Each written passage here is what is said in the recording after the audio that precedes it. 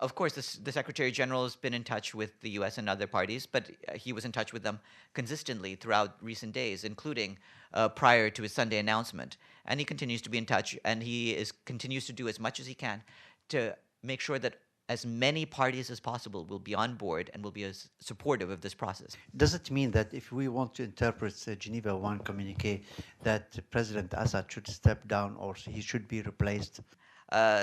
One thing we've made clear about the implementation of the Geneva Communique is that it includes the establishment of a transitional governing body with full executive powers. How representative is the coalition now after 50% or more of the members pulled out from the coalition, the Syrian coalition, I mean?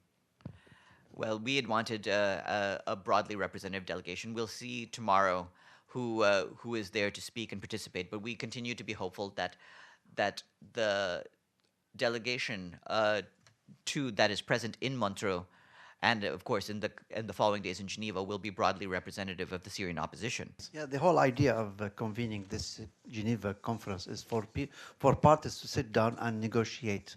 So by putting conditions in the beginning of that you should agree on this or that before going to the negotiations. For example, the Syrian delegation understand that the conference should address the issue of terrorism and sponsorship of terrorism or incitement in Syria and sending others.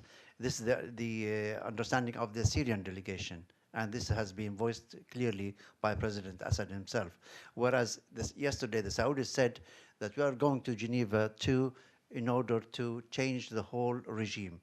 And he went even down to changing the intelligence units and others. Everything should be changed. This is what everybody understands.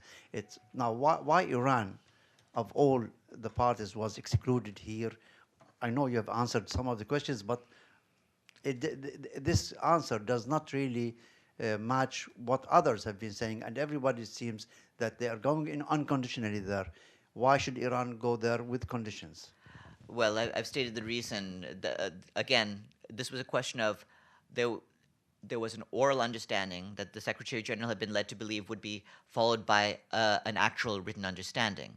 And that was the reasoning, as he described it himself just 2 days ago, for why Iran was to be invited. That didn't happen, and in fact, he was disappointed at what the follow-up was. And so, in the statement that we issued yesterday, we explained why then the invitation would be rescinded. Regarding other countries and their positions, yes, I've made it clear, different countries have completely different positions on the Syrian conflict. What we're trying to do, though, is to make sure that they will at least be able to negotiate in good faith. The Secretary Generals have been shown some evidence of involvement of regional countries, specifically Saudi Arabia, in helping terrorists active in Iraq itself. And of course, these same terrorists are active in Syria. One of the things that Secretary General said that he will share that with the Security Council members and he will discuss it with them. Has this happened so far? And if so, how come a country that sponsored terrorism is taking part in a peace conference like Geneva 2? Well, I don't know whether this has made it into the Security Council. It's up to the council members to determine whether that discussion will take place there. But did he share it with the Security Council so far? Because we were told last week that he is going to discuss it probably during lunch or with the Security Council members on other occasions. We tend not to have readouts of the Security Council lunches, so it's nothing I can share with you on that.